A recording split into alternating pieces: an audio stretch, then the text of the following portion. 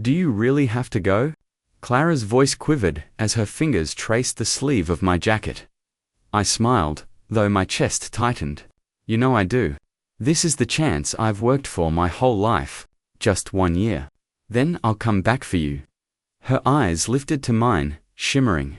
1 year feels like forever. I cupped her face, committing every detail of her smile to memory. You'll wait for me, right? Her lips curved softly. No matter how long, I'll be here. Those words sank into me like a promise carved into stone. I believed them. I wanted to. Behind us, Marcus scoffed. God, you two sound like a bad romance movie. I laughed, though Clara shot him a glare. Ignore him, I told her, brushing my thumb across her cheek. He's jealous because nobody's willing to wait for him. Marcus shoved his hands in his pockets. Jealous, please. I'm just being realistic. People change when you're gone. Man, don't act shocked if enough. I shook my head, unwilling to let his words poison the moment. She's not like that. Clara's not like that. Clara tightened her grip on my arm, leaning closer. Of course I'm not. Don't listen to him. Marcus smirked, but there was a strange heaviness in his eyes. All right. Just don't say, I didn't warn you. I turned back to Clara, refusing to let Marcus's cynicism touch the warmth between us. We'll prove him wrong. When I come back, we'll start our life together. No more waiting, no more distance. Her smile wavered for the briefest second, so faint I almost missed it. But then she pressed her forehead against mine and whispered, I'll be waiting. The announcement for boarding echoed through the terminal. My heart raced half from excitement, half from dread. I pulled her into my arms, holding her tighter than ever before. Clara, this is it. When I come back, we'll make everything we dreamed about real. Her body trembled against mine. Don't make me cry now, she murmured. Hiding her face in my chest, Marcus stood a few steps back, watching us with crossed arms. You're acting like he's leaving for war, not work. Clara shot him a look, then turned back to me. Call me as soon as you land. Promise, every night if I can, I said quickly, even with the time difference. She nodded, but her eyes there was something there. A flicker of doubt, fear. I couldn't name it. I pushed it aside. We're strong enough for this. Stronger than distance. Her lips parted, as if she wanted to say something else. But instead, she pressed a quick kiss to mine, and whispered, Go chase your dreams. I'll be right here when you come back. I clung to those words as if they were the lifeline pulling me forward. The final call rang out. Marcus clapped my shoulder. Time to go, dreamer. I gave Clara one last kiss, memorizing the taste of her promise, and pulled away reluctantly. I love you. She smiled through glistening eyes. I love you too. As I walked toward the gate, I glanced back. Clara stood there, lips curved, eyes fixed on me. She waved, but her gaze carried a weight. I couldn't read. Marcus nudged me. You sure about this? Of course, I said firmly. She'll wait. She said she would. He didn't reply. Jess sighed and shook his head. I boarded the plane with my chest full of hope, my mind full of dreams. The future stretched before me like an open sky, but behind that smile, in Clara's eyes, something had been hidden. Something I hadn't wanted to see. And one day, I would pay for not noticing. The airport buzzed with noise-rolling suitcases, muffled announcements, families hugging goodbye, but she wasn't there. I dialed Clara's number again, pacing near the gate. Come on, pick up. No answer. I tried again. Voicemail. I whispered into the phone, my throat tight. Clara, boarding's in 20 minutes. Where are you? You promised you'd be here. Nothing. Marcus leaned against a column, watching me with narrowed eyes. She's not coming, man. I shook my head sharply. Don't say that. She probably got stuck in traffic. She lives 15 minutes away. Then maybe something happened. Her phone died, or maybe, Marcus said quietly, she just didn't want to show up. My chest flared with anger. Don't you dare. He raised his hands. I'm just saying what you refuse to think. I gritted my teeth, redialing her number. Still nothing. Minutes crawled like hours. Boarding had already started. My hands trembled as I refreshed my phone, praying for a message. Instead, a notification from social media lit up my screen, but my heart stopped. A photo, Clara. Her arms around Adrian, the man who always flaunted his money, his charm, his arrogance. He kissed her cheek, while her friends commented hearts and laughing emojis. I stared at the screen, air leaving my lungs. No, this can't be real. Marcus leaned in, eyes narrowing. Let me see. I shoved the phone at him. He cursed under his breath. Damn, Adrian. That bastard? My throat burned. I hit the call button again. She answered this time, Clara. My voice cracked. What is this? Tell me, it's fake. Her laugh was low, cold. You saw it, didn't you? I don't understand, I said, gripping the phone tighter. You said you'd wait. You promised. Promises don't pay bills, she cut in. Adrian can give me everything you can't. Why would I waste years waiting for you to make it? My knees almost buckled. Clara, don't say that. You loved me, I thought I did, she said sharply. But love doesn't put diamonds on my hand. It doesn't book luxury trips. You'll never be enough for me. The words pierced straight through me. Behind her, I heard giggles, her friends mocking. One of them whispered loudly enough, Is that him? The broke one. They laughed, and in that hollow silence, I felt it my old self burning away, leaving only ashes. I stared at the eviction notice crumpled in my fist, my stomach hollow. Marcus tossed a stack of bills on the table. Rent's late again. You've got to face this. I sank into the chair, burying my head in my hands. I can't. I've already lost my job. They said I was too distracted. And they're right, I can't think straight. You're not eating. You're not sleeping, he said flatly. You're barely alive. I forced a laugh, bitter and dry, alive enough to keep replaying Clara's voice in my head. Every night, Marcus, you'll never be enough.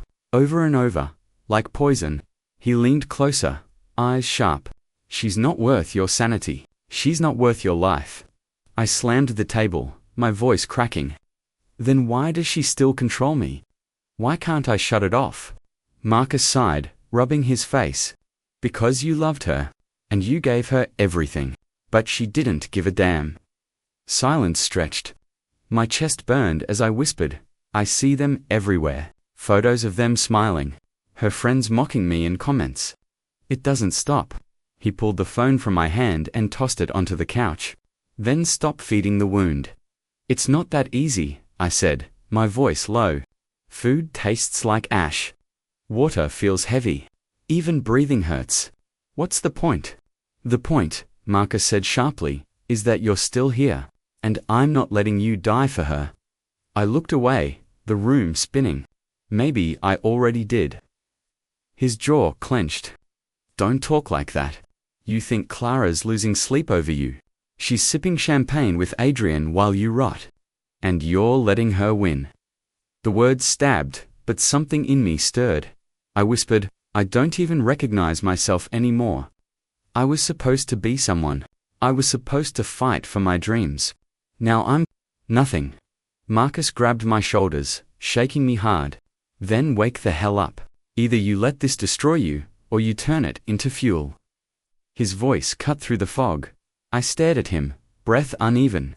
Fuel, yes. His eyes blazed. Every insult, every laugh, every moment she made you feel worthless, burn it.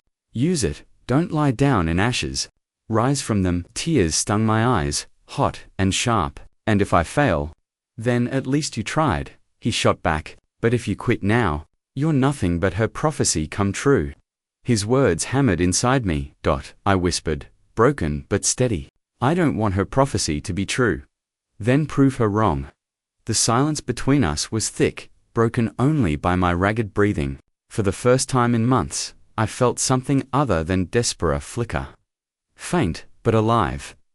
Marcus let go of my shoulders, his tone softer. You've been buried long enough. It's time to climb out.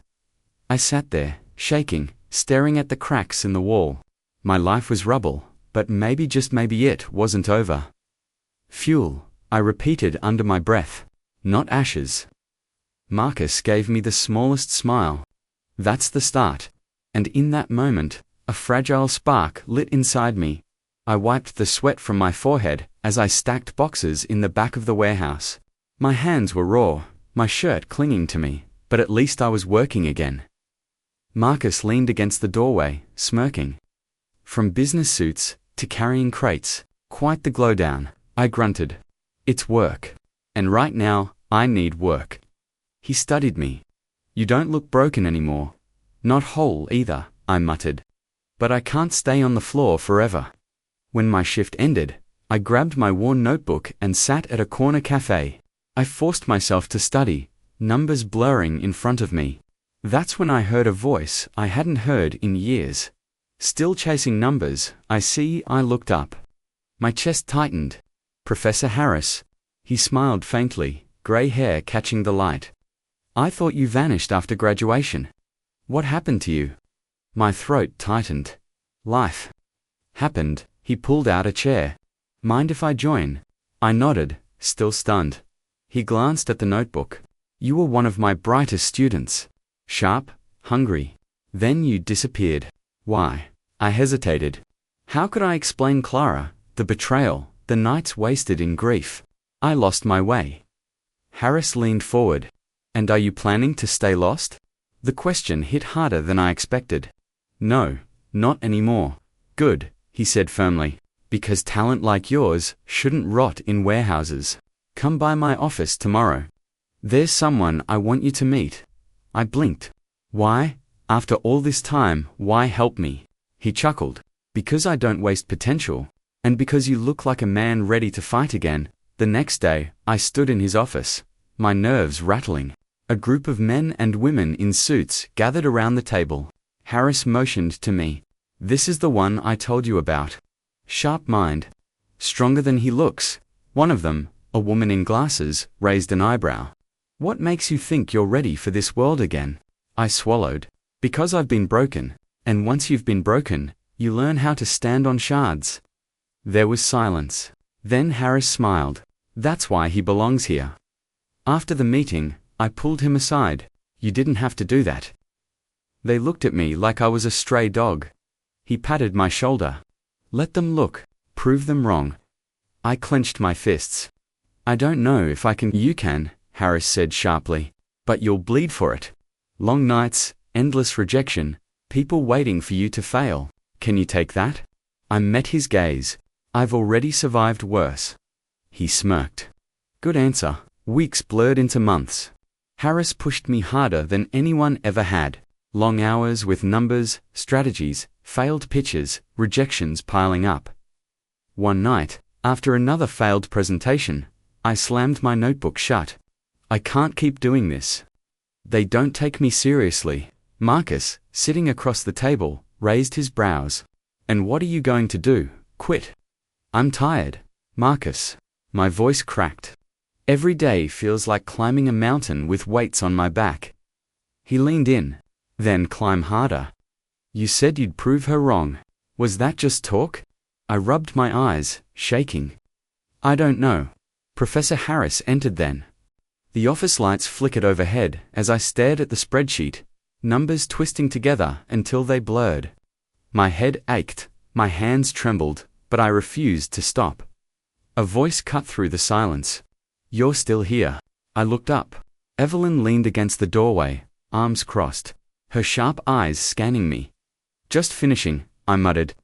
Though the pile of papers on my desk betrayed the lie, she stepped closer. It's past midnight. Do you even know what sleep feels like anymore? I'll sleep when I've earned it, I said flatly. Her brow arched. Earned it? You think collapsing at your desk is some kind of trophy? I exhaled. No, but weakness isn't an option. She studied me for a moment. Who told you weakness was a crime? My chest tightened. Clara's voice echoed in my head. You'll never be enough. I forced it down. Let's just say experience taught me. Evelyn didn't press. Instead, she pulled out the chair opposite me and sat. You're ambitious. That much is clear. But ambition without balance breaks people. I smirked bitterly. I'm already broken. She leaned forward, her voice softer. Then maybe stop cutting yourself on the same shards. Her words struck deeper than I expected. I cleared my throat. Why do you care? Most people here are waiting for me to fail. Because I'm not most people, she said simply. I've had my share of nights like yours. I know what it looks like when someone's drowning and pretending to swim. I looked at her more closely then. Strong posture, steady voice, but her eyes carried their own battles. What pulled you out? I asked. She smiled faintly. Someone reminded me I didn't have to carry it all alone. The silence between us stretched. I swallowed hard. I don't know if I can trust anyone like that again. Evelyn nodded. Then don't. Trust yourself first. But let others walk beside you when they offer. You don't have to fight every war alone. I stared at my hands.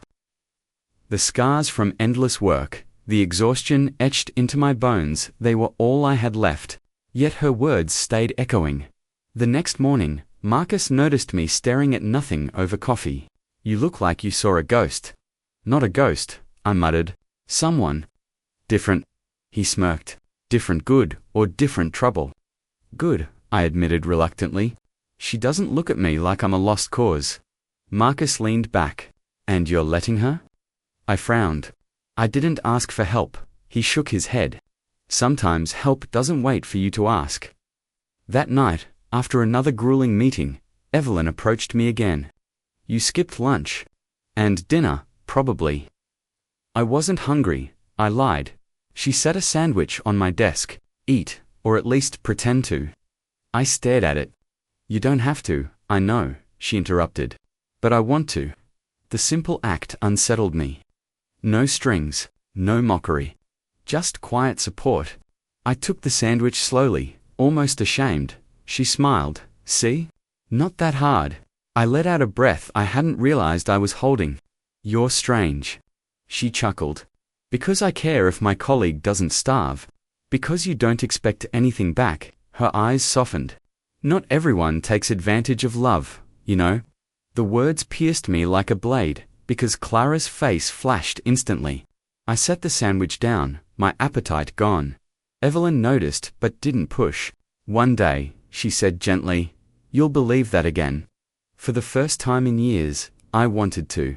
Weeks passed, and Evelyn became a constant, ever loud, never overbearing, just steady. When my hands shook before a big presentation, she whispered, breathe. You've got this. When my nights stretched into dawn, she slipped me coffee with a quiet, don't burn yourself out. When I doubted myself, she reminded me, the man who works this hard doesn't fail. He just takes longer to win. I didn't tell her how much her words mattered. I didn't know how. But every time she spoke, the weight I carried felt a little lighter. One evening, as we left the office together, she glanced at me. You're healing, you know. I frowned. Am I? Yes, she said firmly. You don't see it yet, but I do. The cracks are still there, but something new is growing between them. I walked in silence for a moment before answering. I don't know if I'll ever be whole. Maybe not, Evelyn said softly. But broken things can still shine. Her words stayed with me all night, looping in my head like a song I couldn't escape.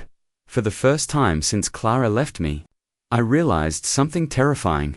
I wasn't completely alone anymore. The contract lay in front of me. My signature still drying at the bottom. My chest tightened as the realization sank in. I had finally closed my first major deal. Small compared to the giants around me, but for me, it was everything. Marcus was the first to break the silence. You actually did it. He clapped me on the back so hard, I nearly stumbled. All those nights I thought you'd collapse at your desk. Worth it? I grinned, breathless. Feels unreal. Evelyn leaned against the table, her arms folded.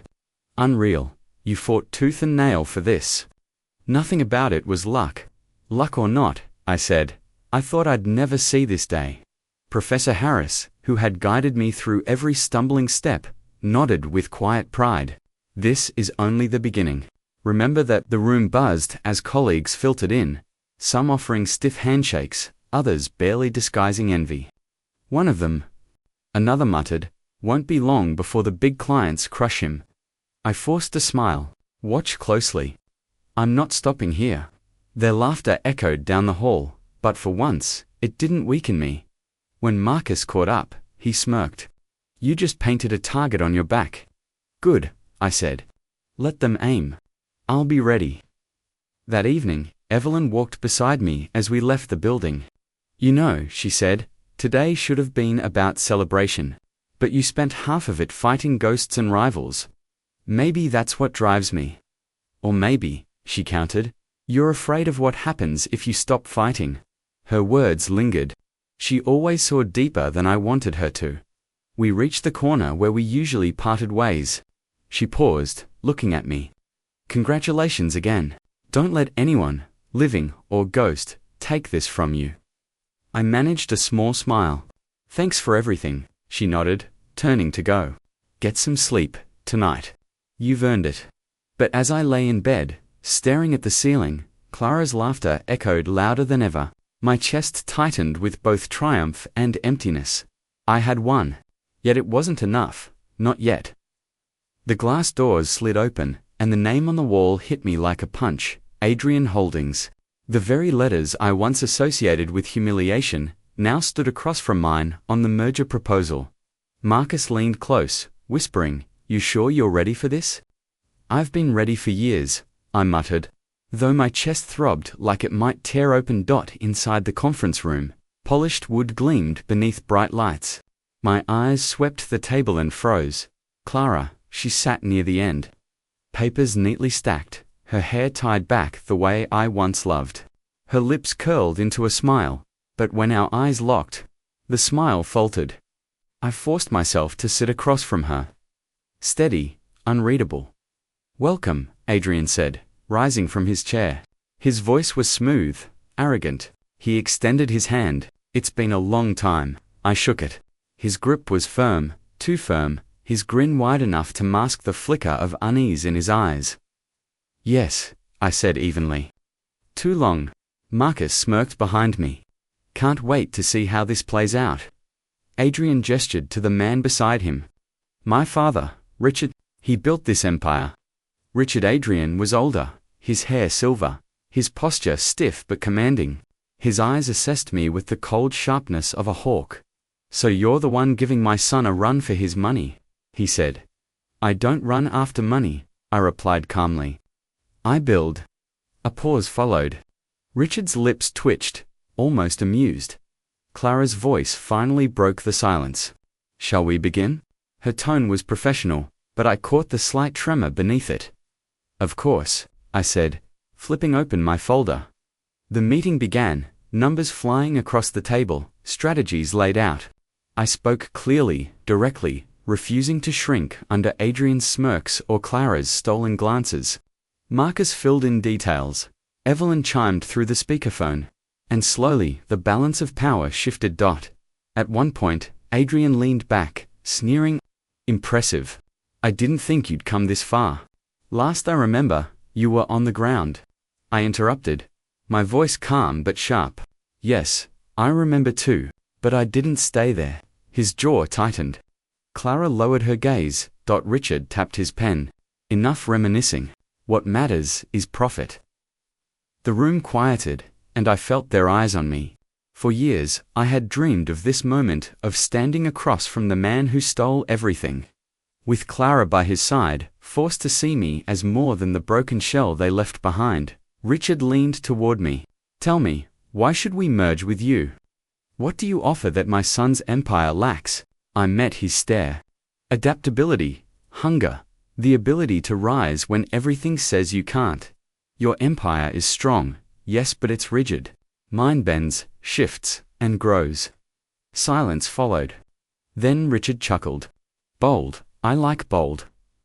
Adrian's smile slipped. Father Richard waved him off. Let him finish.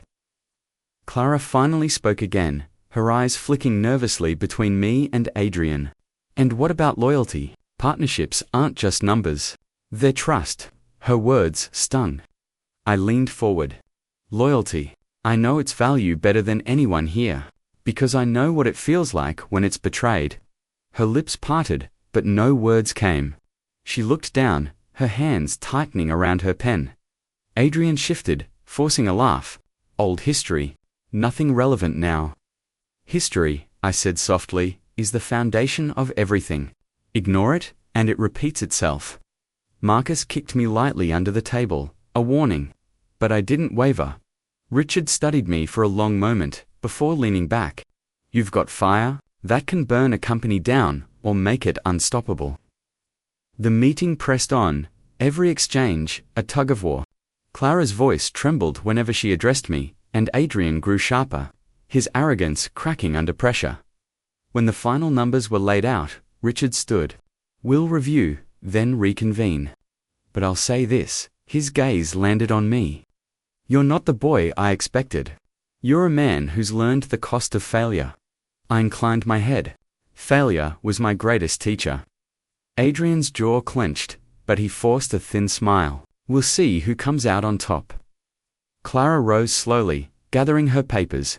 As she brushed past me, she whispered, barely audible, "You've changed." I didn't look at her. No. I just stopped needing you. She froze, then walked away without another word. Marcus exhaled as the doors shut. Holy hell. You just stared them down like a king. Inside, my hands trembled beneath the table, but I kept my voice steady. For the first time, Marcus, the power isn't theirs. It's mine. The meeting had ended hours ago, yet I lingered in the building, reviewing contracts with Marcus before he left. I thought I was alone when footsteps echoed in the corridor. Wait, a soft voice called. I turned. Clara stood there, arms folded tightly across her chest, like she was holding herself together. Her lips curved into a careful smile. You look incredible. I've missed you. I almost laughed. Missed me. That's new. She flinched, but forced her tone light. Don't be so harsh. We're young. People make mistakes. Some mistakes, I said evenly, don't get erased by time. She stepped closer. I didn't come here to fight. I just wanted to talk to see if I'd still be the same fool you left behind. Her eyes darted away. No, that's not fair. Fair. I let out a bitter chuckle. You meant every second of it, I cut in. You chose him because he glittered brighter. You didn't care that you left me bleeding in the dark. Her mask cracked. Her hands trembled as she reached toward me, then dropped to her side. Please, don't hate me. I've hated myself enough for both of us. I stared at her, heart pounding, but unmoved. Why should I notice you now, when you never noticed me then? The words hit her like a slap. Her perfect smile shattered. She broke, her breath coming uneven, tears spilling freely. I'm sorry, she whispered, choking on the words. I'm so sorry. Every time I see you, I remember what I threw away. I thought I'd feel powerful beside Adrian, but instead, I just feel small. Silence stretched. My chest tightened, but I didn't let the ache control me. You made your choice, I said quietly. And I made mine. You gave me nothing but scars, Clara, but those scars built me. They remind me never to depend on someone who sees me as disposable. She shook her head violently. You don't understand. I still think about us. About what we could have been. I stepped back. There is no us. Not anymore. Her sobs filled the empty corridor. The sound was raw, unguarded. The exact opposite of the girl who once looked down at me with superiority. Marcus's voice echoed faintly from the elevator as he called out, You coming? I didn't take my eyes off Clara. Yes, I'm done here. Her hands clenched at her sides. Please, don't leave like this. Just tell me you don't hate me. I studied her, this broken version of the woman I once loved. I don't hate you, Clara. You're not worth the weight of my hate. Her knees buckled, as though my words cut deeper than any insult. She leaned against the wall, trembling. I turned and walked away. Each step heavier than I wanted to admit. Behind me, her voice cracked in one last whisper. You were always enough. I was the one who wasn't. The doors closed between us, her sobs muffled into silence. For the first time, I didn't feel small in her presence. I felt free. The boardroom was heavy with tension. Papers shuffled, pens clicked, and all eyes shifted toward me. Adrian sat across the table, his jaw tight, his smile forced. One of his own men cleared his throat. Adrian, this clause.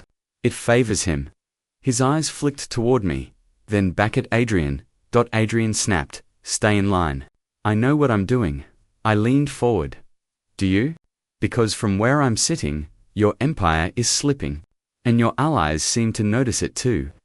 A murmur ran around the table. Adrian's father exhaled slowly, gaze sharp. Son, control yourself. Adrian gritted his teeth. Don't lecture me. He jabbed a finger at me. He's nothing but a parasite who got lucky. I met his glare without flinching. If I'm nothing, then why are your people listening to me, instead of you? Silence hit. His allies shifted uncomfortably, and one of them muttered, he's got a point. That was the moment the balance shifted. Adrian's pride cracked in front of everyone. After the meeting, I stayed behind to gather my files. That's when Clara slipped into the room, closing the door quietly behind her. Her voice was barely above a whisper. You were brilliant in there. I didn't look at her. Is that supposed to mean something to me? She moved closer, her perfume faint, her tone trembling. I remember everything. Every word, every promise I broke. And now, watching you like this kills me. I finally turned. Her eyes glistened, desperate. Regret looks different on you, I said flatly. But it doesn't change the past. I was wrong, she whispered. Every night, I see your face. The way I left you, I can't escape it. Her words stirred something sharp in my chest. For a second, old pain flickered alive, but I forced it back down. Double quotes. Do you think I waited all these years to hear you admit that? I asked. She shook her head, tears threatening to spill. No, I want you to know, I'm sorry truly. Adrian isn't the man I thought he was. He's cruel, selfish.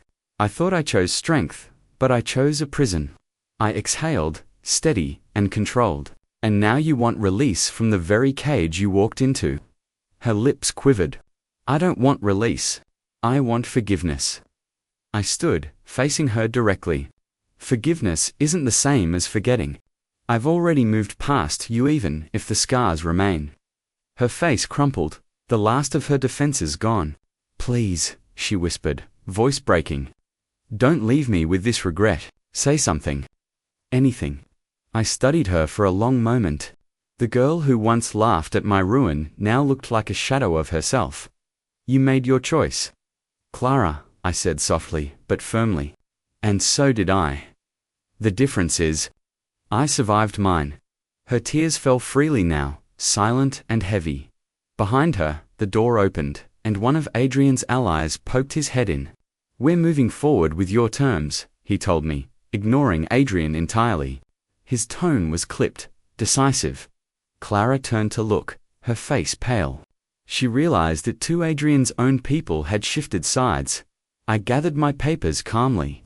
Good. Let me know when the contracts are ready. The man nodded and left, leaving the door ajar. Clara's voice shook. Even they've abandoned him. I walked past her, pausing only long enough to say, that's what happens when pride is louder than wisdom. She reached out as if to touch me. But I stepped aside. Her whisper followed me out the door. You'll never know how much I regret everything. I didn't answer. Regret was hers to carry, not mine. For the first time in years, I felt untouchable.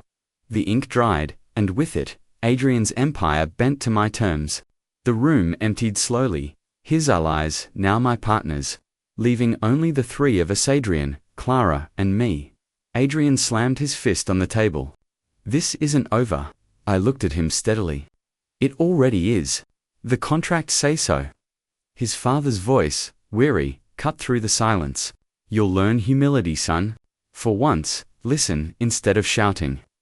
Adrian glared at me, but the fight was gone.